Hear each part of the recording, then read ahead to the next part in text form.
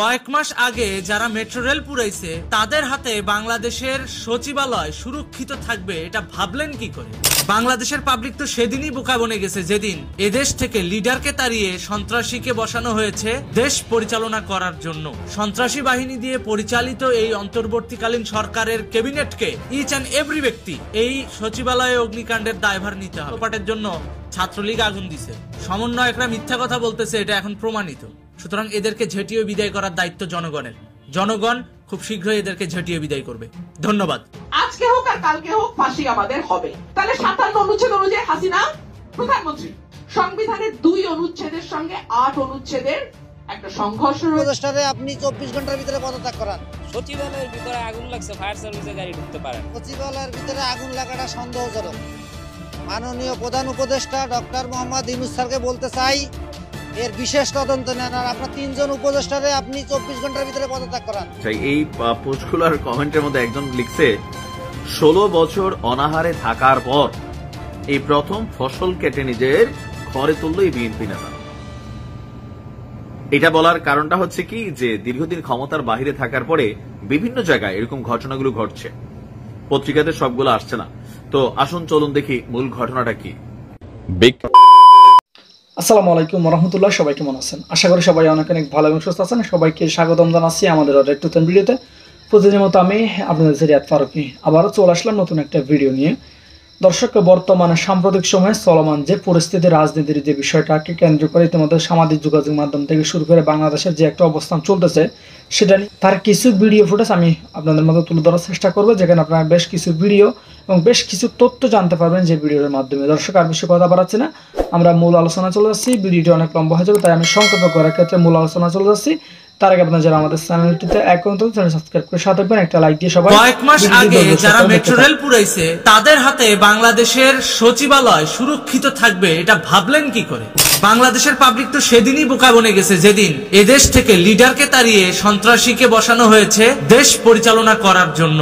সন্ত্রাসী বাহিনী দিয়ে পরিচালিত এই অন্তর্বর্তীকালীন সরকারের ক্যাবিনেটকে ইচ অ্যান্ড এভরি ব্যক্তি এই সচিবালয়ে অগ্নিকাণ্ডের দায়ভার নিতে হবে। প্রত্যেকটা ব্যক্তি এর সঙ্গে যুক্ত, কেউ দায় এড়াতে পারে না, কেউ না। ওই যে সংস্কৃতি বিষয়ক উপদেষ্টা মোস্তফা সরোয়ার ফারুকী সেও না, প্রধান উপদেষ্টা ডক্টর ইউনূস সেও না, হাসনাতো না, সার্জিসও না। তারা যে তাদের ভাগ বাটোয়ারায় টানাপোড়েনের কারণে বাংলাদেশের রাষ্ট্রীয় সম্পদকে রীতিমতো মিসইউজ করতেছে, এর দায়ভার তাদেরকেই নিতে হবে। কি ভেবেছেন সাধারণ মানুষ, ঠেলা গাড়িওয়ালা, কৃষক, শ্রমিক, রিক্সাওয়ালা, তাদের ট্যাক্সের টাকায় আপনারা সচিবালয়ে বসে আয়েশ করবেন? তাদের বিশ্বাস অর্জন করে সচিবালয়ে বসে দালালি করবেন? আর কত করবেন বাংলাদেশটাকে নিয়ে? ভাই, দয়া করে এবার ক্ষান্ত দেন। যখন যে দলই আসে সে দলই এসে এই দেশটাকে ধর্ষণ করে। বাংলাদেশ কি সকল দেশের রানী হয়ে ভুল করছে? সবসময় নিজের দেশের শাসকদের মাধ্যমেও ধর্ষিত হবে, বিশ্বের কূটনৈতিক আগ্রাসনের মাধ্যমেও ধর্ষিত হবে। বাংলাদেশটাকে কি পাইছেন কি আপনারা? জনগণ তো সেদিনই বোকা হয়ে গেছে যেদিন এদেশ থেকে লিডার চলে গেছে আর সন্ত্রাসীরা এসে শাসক হিসেবে আমাদের মাথার উপরে এসে বসেছে। সেদিনই এদেশের মানুষ, এদেশের জনগণ বোকা হয়ে গেছে, বোকা বনে গেছে। এখন আর নতুন করে কি বোকা বানাবেন? কয়েক মাস আগে যারা মেট্রো রেলে আগুন দিছে তারা আজকে আপনার সচিবালয় সুরক্ষিত রাখবে এটা আপনারা ভাবলেন কিভাবে? সকাল থেকে সন্ধ্যা মধ্যরাত পর্যন্ত টাকার ভাগ বাটোয়ারা চলে। যেই এখন বিশ্ব রাজনীতির পট পরিবর্তন হওয়া শুরু হয়েছে না, অমনি শুরু হয়ে গেল প্রমাণ লোপাটের কর্মযজ্ঞ। তারই একটা অংশ হচ্ছে এই সচিবালয়ে আগুন দেওয়া। আজকে পাকিস্তান মুসলিম লীগের নেতা সরাসরি বাংলাদেশ এবং পাকিস্তানের মুদ্রা একক মুদ্রা করার দাবি জানায়। শুধুমাত্র নির্ভয়ে এই দাবিটা জানাইতে পারে এই ধরনের কালপিট অন্তর্বর্তীকালীন সরকারের কারণে। এই সন্ত্রাসী গোষ্ঠী দিয়ে পরিচালিত অন্তর্বর্তীকালীন সরকারকে এই সচিবালয়ে অগ্নিকাণ্ডে পুরো দায়ভার নিতে হবে। এদেশে আসলে হচ্ছেটা সাধারণ মানুষের নিরাপত্তাটা কোথায়, যেখানে খোদ সচিবালয়েরই নিরাপত্তা নাই? সাধারণ মানুষ চলবে কিভাবে? সাধারণ মানুষ বাঁচবে কিভাবে? কিভাবে সাধারণ মানুষ নিরাপত্তা নিয়ে চলবে? দিন দিন সাধারণ মানুষ নিরাপত্তাহীনতায় ভুগছে, এর দায় কে নেবে? যেখানে খোদ সচিবালয়ই অরক্ষিত। চাবি আপনার, ভবন আপনার, চাবি আপনার, সিসিটিভিও আপনার। আপনার বউ প্রেগনেন্ট হইলো, দোষ ফ্যাসিস্ট সরকারের? এই ধরনের ঠাট্টা মশকরা জনগণের সাথে না করলেই কি নয়? এটা কোন ধরনের মশকরা হচ্ছে সাধারণ মানুষের সাথে? সাধারণ মানুষকে একটু মুক্তি দেন, প্রকৃত ঘটনা সাধারণ মানুষের সামনে উপস্থাপন করুন। ভাই সাংবাদিকদের পাশ আছে, তাও সচিবালয়ে ঢুকতে পারতেছে না। উন্নত মানের সিসিটিভি বসানো আছে সচিবালয়ে, তাও সিসিটিভি ফুটেজ কেন পাবলিকলি প্রচার করা হচ্ছে না? অথচ মুখে মুখে বলছেন আওয়ামী লীগ সরকারের দোসররা করেছে, তারা এই বাংলাদেশে এসে নতুন করে অস্থিতিশীল পরিস্থিতি তৈরি করতে চাচ্ছে। ভাই ওরা ওদের নিজেদের পিঠ বাঁচানো নিয়ে ব্যস্ত, ওরা তোমার সচিবালয়ে আসবে আগুন লাগাইতে না? সার্কাসের কথা বলো। রাজনীতিতে সার্কাস একটু কম করে কইরো। সাধারণ মানুষকে সত্যটা জানাও, সাধারণ মানুষের সামনে সত্যটা উপস্থাপন করো। সাধারণ মানুষ সিদ্ধান্ত নিবে কোন দলকে ভোট দিবে কোন দলকে দিবে না, তাও ইলেকশন আসলে। তবে তুমি অন্তর্বর্তীকালীন সরকারের চামচা হইয়া এইটা বলতে পারো না যে আওয়ামী লীগ সরকারের দোসর এসে আগুন লাগাইছে। চাবি তোমার কাছে, পুরা মন্ত্রণালয়, পুরা রাষ্ট্রের দায়িত্ব তোমার কাছে, পুরো সচিবালয়ের দায়িত্ব তোমার কাছে, তোমার সিসিটিভি ফুটেজও তোমার কাছে। তাহলে তুমি কিভাবে বলো আওয়ামী লীগ সরকারের দোসর সচিবালয়ে আগুন লাগাইছে? সাহস থাকলে সিসিটিভি ফুটেজ প্রচার করো, প্রকাশ করে দাও। কারণ সচিবালয়ে যে সিসিটিভি নাই এটা তো আর বলতে পারবে না, কারণ সরকার কিন্তু উন্নত মানের সিসিটিভি সচিবালয়ে লাগিয়েছে। সেই হার্ড ডিস্ক কই, সেই ফুটেজ গুলো কোথায়? বের করো। সাধারণ মানুষকে ভোদাই ভাবলে চলবে না, সাধারণ মানুষকে ভোদাই বানানো চলবে না। সাংবাদিকদের পাশ আছে, তবুও মন্ত্রণালয়ে ঢুকতে দেওয়া হচ্ছে না, সচিবালয়ে ঢুকতে দেওয়া হচ্ছে না। কেন? হাটে হাড়ি ভেঙে যাবে? গতকালকে যে ফায়ার ফাইটারটা ট্রাক চাপায় মারা গেল, তার ফ্যামিলি আছে না? তার ফ্যামিলি তো শোকের মাতম মানাচ্ছে। অথচ তোমাদের ভাগ বাটোয়ারার প্রমাণ লোপাটের চক্করে একটা সাধারণ জীবন চলে গেল। বাহ, সুন্দর। মানুষের জীবন বাংলাদেশে এত সস্তা হয়ে গেছে, এত সস্তা। এইভাবে আর কত হত্যার মধ্য দিয়ে বাংলাদেশকে পেরোতে হবে? এটার জন্য স্বাধীন করেছিল বাংলাদেশ ৭১ সালে। এটার জন্য যে দিনে দুপুরে নিরাপত্তাহীনতায় খোদ সচিবালয় পড়বে, সাধারণ মানুষের কথা তো বাদই দিলাম। এটার জন্য হয়েছিল বাংলাদেশের স্বাধীনতা। এটা কি ধরনের পাগলামো ছাগলামো চলতেছে? সুষ্ঠু তদন্ত চাই। আর ডিফেন্স বাহিনী যারা আছে এরা বহির্সূত্রের আক্রমণ থেকে আমাদেরকে রক্ষা করবে, আর পুলিশ দেশের অভ্যন্তরীণ শৃঙ্খলা, আইন শৃঙ্খলা যেটা সেটা দেখবে। সেটা না হয়ে এখন আমরা দেখতেছি কি খোদ আর্মি রুলস ভেঙে বাংলাদেশের অভ্যন্তরীণ কর্মকাণ্ডে হস্তক্ষেপ করতেছে। খোদ নৌবাহিনী আসতেছে কোথায়? ওই যে সচিবালয়ের সামনে পাহারা দেওয়ার জন্য। কেন? বাংলাদেশের কি রাষ্ট্রীয় কাঠামো নাই? পুলিশ এগুলোর জন্য রেসপন্সিবল। সেই পুলিশ বাহিনীটার কোমর ভেঙে দিয়ে, বেসমেন্ট ভেঙে দিয়ে পঙ্গু করে রেখে দিয়েছেন। এখন যে পুলিশগুলোকে মেরে ফেলেছেন, গণহত্যা করেছেন, সেই পুলিশগুলোর পরিবারকে আজও পর্যন্ত সরকার কোনো কম্পেনসেশন দেয় নাই। এই পরিবারগুলো চলে কিভাবে? খোঁজ নিয়েছেন একবারও? নেন নাই। এরা কি দেশের জন্য জীবন দেয় নাই? যে মানুষগুলোর কাছে বিপদে পড়লে আপনি যাবেন, মধ্যরাতে যদি বিপদে পড়েন যাবেন কোথায়? থানায় তো। সেই মানুষগুলোকেই পিটিয়ে মারছেন আপনি। ওই মানুষগুলো সারা রাত জেগে পাহারা দেয় বলে আপনার আমার মতো সাধারণ নাগরিক নিশ্চিন্তে 15 বছর ঘুমিয়ে কাটিয়েছিলাম। নিশ্চিন্তে, কোনো চিন্তা ছিল না। চিন্তা কাদের ছিল? ওই সন্ত্রাসী বদমাইশি যারা বহিঃসূত্রের টাকা খেয়ে নিজের দেশের সার্বভৌমত্ব নিয়ে টান দেয়, ওই সমস্ত গোষ্ঠীর ভয় ছিল। সাধারণ মানুষের কোনো ক্ষতি হতো না। আজকে এই পরিস্থিতি, দেশের অভ্যন্তরীণ পর্যায়ে যে আইন শৃঙ্খলার অবনতি হয়েছে, এই সচিবালয়ের আগুন তার প্রমাণ। গত বুধবার সচিবালয়ের যে নিবাস, মানে যেখানে সচিবরা বসবাস করে, সেখানেও একটা ফ্ল্যাটে আগুন লাগছে। তাহলে এই নিরাপত্তার দায়ভার কার? এই নিরাপত্তা দেওয়ার দায়িত্বটা কার? অবশ্যই সরকারের। যে সরকার নিজেই জঙ্গিবাদের সাথে যুক্ত, সেই সরকার কিভাবে সাধারণ মানুষকে নিরাপত্তা দেবে? এখন সেটাই প্রশ্নের বিষয়। কিছু হইলেই ফ্যাসিস্ট সরকার এটা করছে। ভাই মুলা খাবা তোমরা, পাত দিবা তোমরা, দোষ হবে ফ্যাসিস্ট সরকারের। তোমাদের যে যোগ্যতা নাই, তাহলে কি তোমরা নিজেরাই সেটা প্রমাণ করতেছো না? তো যোগ্যতা না থাকলে পদ হোল্ড করে রেখে কি দরকার? ছেড়ে দাও, পদত্যাগ করো। এই দেশ চালানোর মতো অনেক দেশপ্রেমিক আছে পুরো বাংলাদেশে। জনগণের সাথে কোনো সার্কাস চলবে না। আমরা সচিবালয়ের অগ্নিকাণ্ডের পূর্ণাঙ্গ তদন্ত চাই এবং অ্যাকচুয়ালি এখানে কি হয়েছে সেটার জবাবদিহিতা চাই। আদারওয়াইজ সাধারণ মানুষ সবাই খাজনা ট্যাক্স বন্ধ করে দিবেন। কেউ ট্যাক্স দিবেন না, কেউ খাজনা দিবেন না। দেখি চলে কিভাবে। ইতিমধ্যে ডলারের সংকট শুরু হয়ে গেছে। কেন হবে এটা? বাংলাদেশে এই যে সামনে রমজান মাস, জিনিসপত্র যদি প্রপারলি আমদানি করতে না পারেন, তাহলে রমজান মাসে তো এদেশে দুর্ভিক্ষ লাগবে। মানুষ টাকা আছে কিন্তু কিনতে পারবে না, কারণ ওই যে ডলার নাই, আমদানি করবেন কি দিয়ে? অভ্যন্তরীণ পর্যায়ে পাবলিকের হাতে তো টাকা আছে কিন্তু রাষ্ট্রীয় কোষাগারে ডলার নাই। তাহলে কি এটারে সমন্বয় করবেন কিভাবে? আপনারা কেন এই বিষয়গুলো, জনসম্পৃক্ততার বিষয়গুলো কেন আপনারা ইগনোর করে যাচ্ছেন আমি বুঝি না। তাহলে জনগণকে যখন ইগনোর করবেন, জনগণও ইগনোর করবে আপনাদেরকে। কেউ খাজনা ট্যাক্স দিবেন না, কেউ দিবেন না। দেখি এরা চলে কিভাবে। কেউ দিবেন না।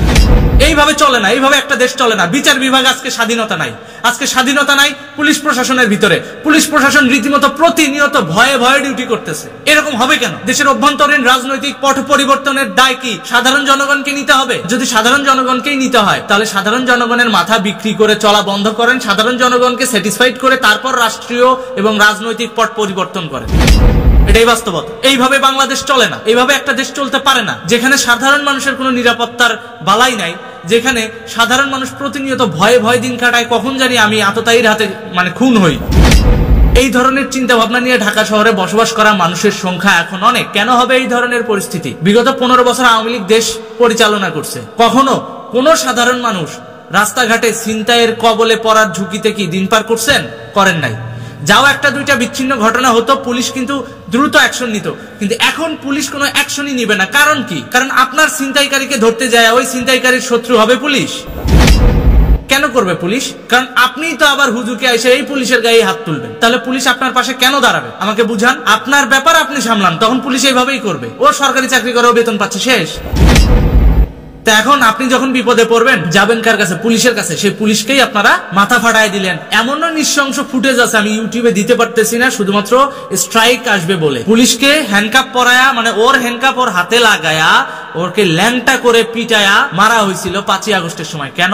এই পুলিশগুলো তো কোনো না কোনো ফ্যামিলির সন্তান, সরকারি চাকরি করতে আসছে, আপনারা সেবা দিতে আসছে। এই পুলিশগুলোকে আপনারা মেরে মেরে তাদের কনফিডেন্স লেভেলটাকে ভেঙে ফেলছেন। আপনারা আবার সেই পুলিশের কাছে শৃঙ্খলা দাবি করেন। যারা শৃঙ্খলা বজায় রাখবে তাদেরকে হত্যা করে আপনারা নতুন দেশে কোন শৃঙ্খলা প্রতিষ্ঠা করতে চান? দোষ দেন অমুক দলের, দোষ দেন তমুক দলের। আরে ভাই, নিজে ভালো হন আগে।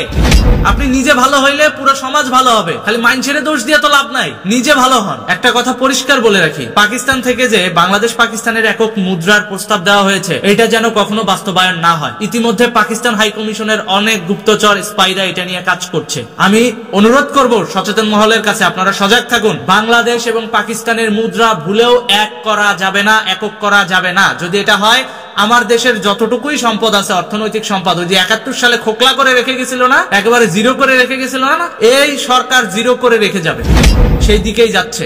তো পাকিস্তান হাই কমিশন যেই একক মুদ্রা নীতির প্রস্তাব নিয়ে ইতিমধ্যে সচিবালয়ে দৌড়ঝাঁপ করতেছে, এ বিষয়ে খেয়াল রাখুন। আর যেই নথিগুলো পুড়ে গেছে, ওই নথিগুলো কি কি নথি ছিল, সেই বিষয়গুলো আপনারা জনগণের সামনে প্রচার করুন যে এই সমন্বয়করা এই প্রমাণ লোপাট করতে চাইছে, ওরা এই করছে 4 মাসে, এই প্রমাণ লোপাট করার জন্য এই যে আগুনটা দিছে, এটা আপনারা জনগণের সামনে উপস্থাপন করুন। যারা প্রকৃতপক্ষে দেশপ্রেমিক ভাই ব্রাদাররা আছেন, সচিবালয়ে জব করতেছেন। আরেকটা বিষয়, ইউরোপীয় ইউনিয়ন বাংলাদেশের ইউনূস সরকারের কাছে জানতে চেয়েছে যে শেখ হাসিনা যে দুর্নীতি করেছে, সেই দুর্নীতির প্রমাণ তথ্যাদি দেন। ইউনূস সরকার বিগত 3 মাস ধরে এত সরকারের দুর্নীতি দুর্নীতি দুর্নীতি, শেখ হাসিনার দুর্নীতি, জয়ের দুর্নীতি, এই দুর্নীতি সেই দুর্নীতি বলে বলে বলে বলে যে মুখে ফেনা তুলে ফেলছে এবং শ্বেতপত্র প্রকাশ করছে। শ্বেতপত্র অনুযায়ী প্রমাণগুলা দিতে তো পারে নাই বিগত 3 মাসে।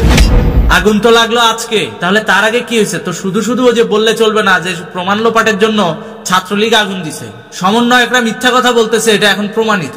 সুতরাং এদেরকে ঝেঁটিয়ে বিদায় করার দায়িত্ব জনগণের। জনগণ খুব শীঘ্রই এদেরকে ঝেঁটিয়ে বিদায় করবে। ধন্যবাদ। আজকে হোক আর কালকে হোক ফাঁসি আমাদের হবে। তাহলে 57 অনুচ্ছেদ অনুযায়ী হাসিনা প্রধানমন্ত্রী। সংবিধানের 2 অনুচ্ছেদের সঙ্গে 8 অনুচ্ছেদের একটা সংঘর্ষ রয়েছে। সংবিধানের 4 ক অনুচ্ছেদ যদি মানেন, কি আছে দেখে নিয়েন, মানবেন কিনা সেই প্রশ্ন আমি রেখে গেলাম।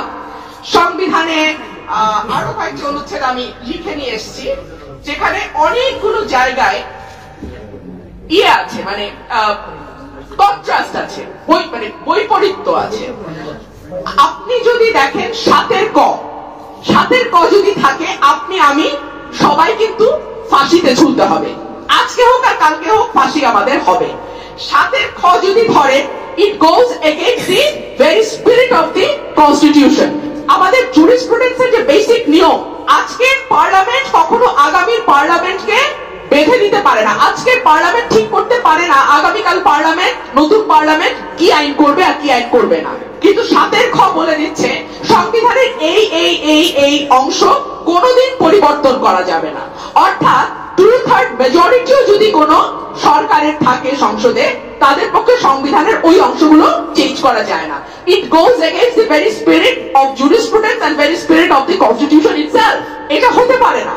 তারপরে ধরেন 57 অনুচ্ছেদ, এটা বলে তো ভাই আমি বিরাট বিপদে পড়ছি।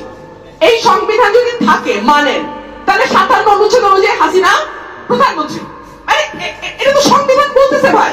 হ্যাঁ, আপনি 106 রেফারেন্স আনতে পারেন, কিন্তু 106 রেফারেন্সটা কিন্তু আমি পড়েছি।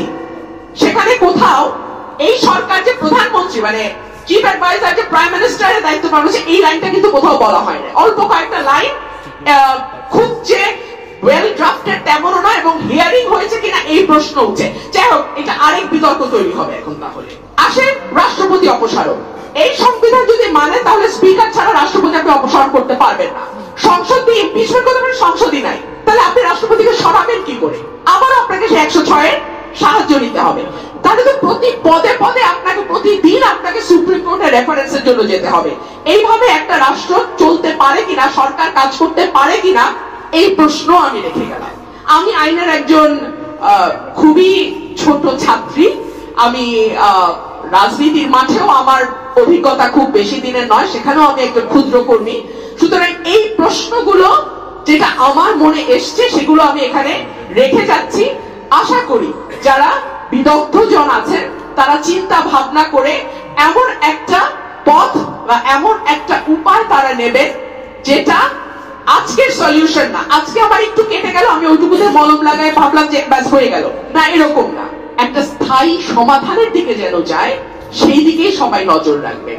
এবং আমার মনে হয় এমন একটা সময় এসছে যে প্রত্যেকে যার যার নিজস্ব ক্ষুদ্র বেনিফিটের বাইরে গিয়ে আরেকটু ব্রডার পার্সপেক্টিভটা দেখা, আরেকটু বৃহৎ পরিসরটা বুঝতে চেষ্টা করা, এবং আল্লাহর ওয়াস্তে বাংলাদেশের ভাগ্য কি হতে যাচ্ছে সেটা নির্ধারণ করার একটা সুযোগ যেহেতু আম জনতা সাধারণ মানুষের হাতে গেছে, সেটাকে যথাযথভাবে কাজে লাগানোর এই সুযোগটাকে নষ্ট। 3 জন উপদেষ্টারে আপনি 24 ঘন্টার ভিতরে পদত্যাগ করান। সচিবালয়ের ভিতরে আগুন লাগছে, ফায়ার সার্ভিসে গাড়ি ঢুকতে পারে না। সচিবালয়ের ভিতরে আগুন লাগাটা সন্দেহজনক। মাননীয় প্রধান উপদেষ্টা ডক্টর মোহাম্মদ ইউনূস স্যারকে বলতে চাই, এর বিশেষ তদন্ত নেন। আর আপনার 3 জন উপদেষ্টারে আপনি 24 ঘন্টার ভিতরে পদত্যাগ করান। স্বরাষ্ট্র উপদেষ্টা, আইন উপদেষ্টা, সাংস্কৃতিক মন্ত্রণালয় উপদেষ্টা, এরা কোনো যোগ্যই না। এদের মতো লোক দিয়ে দেশ চলে না। দেশে জ্ঞানী লোক আছে, তাদের দিয়ে আপনি দেশ চালান। স্বরাষ্ট্র এই সচিবালয়ের ভিতরে আগুন লাগার বিশেষ তদন্ত করেন। এইখানে আগুন ধরার ভিতরে কোনো কাহিনী আছে? অবশ্যই আছে। এই বিল্ডিং এ কারা ছিল তাদের ধরেন, এখানে সিকিউরিটি গার্ড যারা ছিল তাদের ধরেন, ধরে একটা সুস্থ ব্যবস্থা নেন। একের পর এক ঘটনা ঘটেই যাচ্ছে, আপনারা আসামিগুলো ধরতেছেন না। বিশ্ব ইজতেমায় ঘটনা ঘটছে, পুলিশ কোনো কাজ করে না। এই 4 মাস হয়ে গেছে, কোনো থানা এখনো পুলিশ একটা চিঠি নেয় না, সেই চিঠির কোনো তদন্ত করে না। কারণ যারা অর্ডার দিবে তারাই অর্ডার দেয় না। পুলিশ কি করবে? পুলিশ নীরব ভূমিকা পালন করতেছে। 24 ঘন্টার ভিতরে 3 জন উপদেষ্টারে পদত্যাগ করেন। আইন শৃঙ্খলা পরিস্থিতি তো এটা খুবই দুর্বল। সচিবালয়ের ভিতরে আগুন লাগছে, ফায়ার সার্ভিসে গাড়ি ঢুকতে পারে না। এখানে তো একটা ইউনিট করা থাকবে ফায়ার সার্ভিসে। আগুন লাগার মধ্যে 5 মিনিটের ভিতরে যেন যে কোনো ব্যবস্থা নেওয়া যায়। ধরেন প্রাকৃতিক ভাবে আগুন লাগলো, শীতের সিজন, ড্রাই সিজন লাগতে পারে, কিন্তু ভিতরে এরকম ব্যবস্থা থাকবে না। সচিবালয়ের ভিতরে তো অনেক মূল্যবান নথিপত্র, কাগজপত্র সবকিছুই থাকে, তাই না? তো আগুন লেগেছে মেনে নিলাম, কিন্তু এটা তো 5 মিনিটের ভিতরে এটা তো রেস্কিউ টিম এখানে রেস্কিউ করতে হবে, এটা আগুন নিবানোর জন্য কাজ করতে হবে। যা শুনলাম আধা ঘন্টা 1 ঘন্টা নাকি ঢুকতেই পারে না এই ভিতরে। তো আগুন তো পুরো একদম সব ছাই হয়ে যাওয়ারই কথা। ওই কক্ষগুলোতে আগুন লাগানো হয়েছে, বিশেষ করে আসিফ সাহেব, নাইদ সাহেব যে মন্ত্রণালয়গুলো দেখতেছেন, এসব মন্ত্রণালয়ে নাকি স্পেসিফিক আগুনটা লেগেছে। তো এটা তো বিশ্লেষণ করলে অনেকটাই ক্লিয়ার হয়ে যায় যেটা পরিকল্পিত কি না। হ্যাঁ, আর সবচেয়ে বড় কথা হচ্ছে এরকম একটা বাংলাদেশের এটাকে একটা হার্ট বলা চলে, হৃৎপিণ্ড। হ্যাঁ, এইখানে আগুন লেগেছে, আগুন নির্বাপন ব্যবস্থা এত দুর্বল থাকবে কেন? ভিতরেই তো ফায়ার সার্ভিসে একটা ইউনিট থাকবে অলওয়েজ। হ্যাঁ, আর সবচেয়ে বড় কথা হচ্ছে এখানে যে গেটগুলা করা হয়েছে, এখানে কিছু ইঞ্জিনিয়ারিং কিছু ত্রুটিও আছে। গেট দিয়ে ফায়ার সার্ভিসে গাড়ি নাকি ঢুকতেছিল না, যার দরুন ঢুকতেই নাকি গাড়ি অনেকটা লেট করে ফেলেছে। তো এই সমস্ত কিছু বিবেচনা করলে বন্ধের দিন রাতের বেলা আগুন এবং স্পেসিফিক কিছু কক্ষে কিছু মন্ত্রণালয় আগুন, এটা অনেকটাই বোঝার অবকাশ থাকে না যে এটা পরিকল্পিত। হ্যাঁ, আর 2 নম্বর কথা হচ্ছে স্পেসিফিক কিছু রুমে যেহেতু লেগেছে, ওইখানে অনেক গুরুত্বপূর্ণ নথি আছে, আমরা শুনতে পাচ্ছি, বিভিন্ন নিউজে দেখতে পাচ্ছি। হ্যাঁ, তো এই নথিগুলা যদি পুড়ে যায় তাহলে তো বুঝতেই পারতেছেন যা হওয়ার তাই হয়েছে, বা যা টার্গেট করা হয়েছিল সেটাই করা হয়েছে। তো এই সমস্ত জিনিসগুলো আরো অনেক কঠোরভাবে হ্যান্ডেল করা উচিত। যারা এখানে ছিল বা লাস্ট পর্যন্ত যারা অফিস করেছিল, এসব মন্ত্রণালয়ে যারা ছিল, এদেরকে মনে হয় যে জিজ্ঞাসাবাদের আওতায় আনা উচিত, যে তারা কিরকম অবস্থায় এখানে বন্ধের আগে রেখে গেছে বা কিভাবে কি হলো। আমার মনে হয় এইভাবে যদি বিশ্লেষণ করা হয় তাইলে রহস্যটা উদ্ঘাটন করা যেতে পারে। আর আগুন লেগেছে একদম উপরের ফ্লোরগুলোতে, নিচের গুলোতে কিন্তু কিছু হয় নাই, যেখানে মানব শূন্য। তো এটা আসলে আরো কঠিনভাবে সবাইকে জিজ্ঞাসাবাদের আওতায় এনে এটা অতি দ্রুত রহস্য উদ্ঘাটন করা উচিত। কি কি ক্ষতি হয়েছে, কি কি কোন কোন ডিপার্টমেন্টে লেগেছে, এগুলি গভর্নমেন্টের পক্ষ থেকে একটা স্টেটমেন্ট দেওয়া উচিত। এতে করে যারা আমরা যারা আছি সাধারণ দেশের জনগণ, তারাও বিষয়গুলো জানতে পারবো। হ্যাঁ, আর কোন কোন বিষয়গুলা এর ভিতরে ইনক্লুড ছিল, ক্ষতির পরিমাণটা কি রকম, এগুলো তাড়াতাড়ি। এটা তো অবশ্যই বোঝা যায় প্রশাসনের ভিতরে যারা আছে বিগত ফ্যাসিস্টের আমলে 16-17 বছরে যারা চাচ্ছিল না যে গভর্নমেন্টটা স্টেবল করুক, বা যে সমস্ত ফাইলগুলা কাগজপত্রগুলা থাকলে তাদের জন্য হুমকি মনে হচ্ছিল, পরিকল্পিতভাবে তারাও লাগাই দিয়ে থাকতে পারে। এটা মানুষের আন্দাজ, আমাদেরও আন্দাজ। কমেন্ট দিয়ে শুরু করতে চাই। এই পোস্টগুলোর কমেন্টের মধ্যে একজন লিখছে, 16 বছর অনাহারে থাকার পর এই প্রথম ফসল কেটে নিজের ঘরে তুলল এই বিএনপি নেতা। এটা বলার কারণটা হচ্ছে কি, যে দীর্ঘদিন ক্ষমতার বাহিরে থাকার পরে বিভিন্ন জায়গায় এরকম ঘটনাগুলো ঘটছে, পত্রিকাতে সবগুলো আসছে না। তো আসুন চলুন দেখি মূল ঘটনাটা কি। বিখ্যাত একটা কবিতা ছিল, দুটা পংক্তি বলছি, যে নিজের খাবার বিলিয়ে দেব অনাহারের মুখে। কিন্তু যুগের এই পরিবর্তনে বিষয়টা চলে আসছে, অন্যের খাবার ছিনিয়ে আনবো আমার এই মুখে। মাত্র গেল গতকালকেই বিএনপির বস হিসাবে যিনি খ্যাত আছেন তারেক রহমান, তিনি বলছিলেন বিএনপির নাম ভাঙিয়ে যদি বাংলাদেশের কোথাও কোনো চাঁদাবাজি চলে তাহলে কঠিন ব্যবস্থা নেওয়া হবে। আসলে এই কথাগুলো কি কাজে দিচ্ছে? দিচ্ছে কিছুটা, আবার কিছু কিছু জায়গায় দিচ্ছে না। বিশেষ করে লোকাল এরিয়াগুলোতে এই কথাগুলোর আওয়াজ ওইভাবে পড়ছে না। অন্যায়ের বিরুদ্ধে কথা বলা আমাদের কাজ, যতটুকু পারি। আজকে পরিচয় করিয়ে দিতে চাই একজন খেকুর সাথে। কি খেকু? তিনি ধান খেকু। ধানের শীষ মনে করছে মার্কাটা আমার, তো আশেপাশে খেতে যদি কারোর ধান থাকে ধানগুলো আমার, এই চেতনাটা ধারণ করে ফেলছেন একজন বিএনপি নেতা। দর্শক, কথা বলছি বরগুনার আমতলীর ঘটখালি মাধ্যমিক বিদ্যালয়ের সহকারী শিক্ষক মোহাম্মদ মনিরুজ্জামান। তিনি অভিযোগ করে বলছেন তার যে জমির ধান আছে রাতের আধারে কেটে দিয়েছেন কষ্ট করে আপনার বিএনপির একজন নেতা। তো কষ্ট করে কেটে দিয়ে কি করছেন, না ছাত্রলীগ ধান কেটে যেমন অনেকের বাড়িতে পৌঁছে দিচ্ছে এরকম না, তিনি আবার নিজের মনে করে এগুলা রাতের আধারে নিজের বাড়িতে নিয়ে গেছেন। আর অভিযোগ উঠেছে এই বিএনপি নেতার বিরুদ্ধে। তো কে বিএনপি নেতা? অভিযুক্তরা হলেন আমতলী উপজেলা বিএনপির সদস্য সচিব মোহাম্মদ তুহিন মৃধা, ডালিম হাওলাদার এবং জোয়েল মাতব্বর। এই তিনজন মেইন, আর তাদের নেতৃত্বে এই মহান কাজে আরো সহযোগিতা করছে 20 থেকে 25 জন আরো ব্যক্তিত্ব। ঘটনাটির প্রেক্ষাপট হচ্ছে 24 ডিসেম্বর দুপুরে আমতলী সাংবাদিক ইউনিয়ন কার্যালয়ে সংবাদ সম্মেলন করে এই শিক্ষক এই অভিযোগ জানিয়েছেন। সংবাদ সম্মেলনে তিনি তার লিখিত বক্তব্যে বলছেন, উপজেলার চাওড়া ইউনিয়নের পাতাকাটা গ্রামে বাবা মায়ের 4.8 একর জমি তার রয়েছে। ওই জমি আমি এবং আমার 3 ভাই এটা দেখভাল এবং ভোগ দখল করে আসছি। গত শুক্রবার রাতে আমার ওই জমির পাকা ধান ডালিম হাওলাদার এবং জোয়েল মাতব্বরের নেতৃত্বে 20-25 জন নিজেদের মনে করে রাতের আধারে কেটে নিয়ে গেছে। পরদিন শনিবার সকালে বিষয়টি আমতলী থানার ওসিকে অবহিত করলেও তিনি কোনো ব্যবস্থা নেননি। এটা হচ্ছে আমাদের কিছু কিছু জায়গায় পুলিশের এখনো এই মানসিক সমস্যা। এটা কেন? আগামী দিনে বিএনপি রাষ্ট্র ক্ষমতায় আসবে, এই সেন্সে এই অভিযোগগুলো কিন্তু সত্য। অনেক জায়গায় হয়তো আমরা কাগজ কলমে বল দিয়ে দেখাইতে পারবো না যে কোন একটা কিছু আসলে বিএনপির বিরুদ্ধে কোন একটা অ্যাকশনে যাইতে তারা কিছুটা টেনশনে পড়ে। কেন? আগামী দিনে আসবে, তো সেই আগামী দিন তো অনেক দেরি আছে। আর আসলেও কি হয়েছে, তারেক রহমান কি বলতেছে আপনি শোনেন নাই? মানে আপনাকে তো বুঝতে হবে এই পালসটা। এগুলার জন্যই কিন্তু মাঝখানে পুলিশের উপরে মানুষের এই ক্ষুব্ধ একটা গোসা তৈরি হয়েছিল। সারা বাংলাদেশে আপনারা যা দেখছেন তাই ঘটছিল। এই জিনিসগুলো থেকে বের হয়ে আসতে হবে। যেহেতু বিএনপির যিনি প্রধান আছেন তিনি বলছেন যে এই ধরনের কর্মকাণ্ড বিএনপির নাম ভাঙিয়ে কেউ করলে, যে কোনো জায়গায় এরকম লুটপাট করলে সাথে সাথে ব্যবস্থা নিতে হবে। তো তার বক্তব্য যে উপজেলা বিএনপির সদস্য সচিব তুহিন মৃধা তার ভাগ্নে, তো তারই পরোক্ষ মদদে সন্ত্রাসীরা রাতের আধারে তার ধান কেটে নিয়েছে। আর তারা ধান নিয়েই ক্ষান্ত হয়নি, উল্টো তাকে এবং তার পরিবারের সদস্যদের প্রাণনাশের হুমকি দিচ্ছে। আমি এবং আমার পরিবার জীবনের নিরাপত্তাহীনতায় ভুগছি। পুলিশ এবং প্রশাসনকে দ্রুত সন্ত্রাসীদের বিরুদ্ধে কার্যকর ব্যবস্থা গ্রহণের দাবি জানাচ্ছি।